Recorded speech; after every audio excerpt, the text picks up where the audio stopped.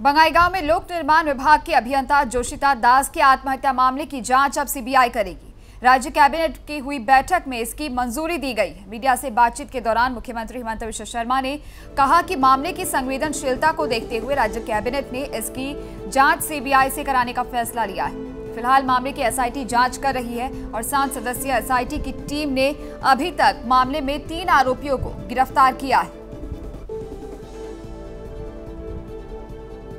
विभागर एगराकी सहकारी अभियंता श्रीमती जोशिता दासे आत्महत्या करिছিলে আৰু তেখেতে आत्महत्यार कारण हिसापे विभागर एजन अभियंता আৰু एजन एसडीओ তেওঁৰ ওপৰত অনৈতিক হেঁচা প্ৰয়োগ কৰাৰ অভিযোগ দিছিলে আৰু তাৰ ফলতে মানসিকভাৱে হতাগ্ৰস্ত হৈ শ্ৰীমতী যোশিতা দাসে আত্মহত্যা কৰা বুলি এখন চিঠি লিখি থৈ গৈছিলে। এই ঘটনাৰ পিছত অসম পুলিচে 7জনীয়া সদস্যৰে এটা এসআইটি গঠন কৰিছিলে। এই ঘটনাৰ লগত জড়িত সমস্ত এৰিয়া ভিডিওগ্ৰাফ আৰু এফএসএলও কৰা হৈছিলে।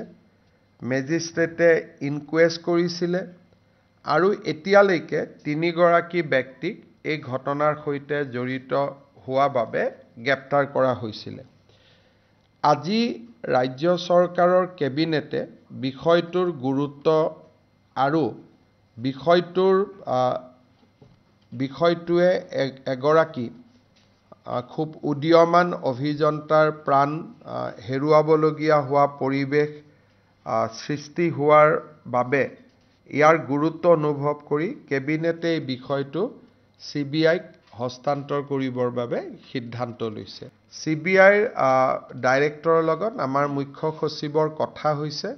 তেখেতসকলে কেছটো লম বুলিও অনানুষ্ঠানিকভাৱে কৈছে, কিন্তু কেবিনেটে দিয়াৰ পৰা সিবিআইয়ে লোৱালৈকে ইয়াৰ ভিতৰত প্ৰায় 20-25 দিনৰ এটা প্ৰক্ৰিয়া থাকে। গৃহ মন্ত্ৰালয়ৰ অনুমোদনো লাগে।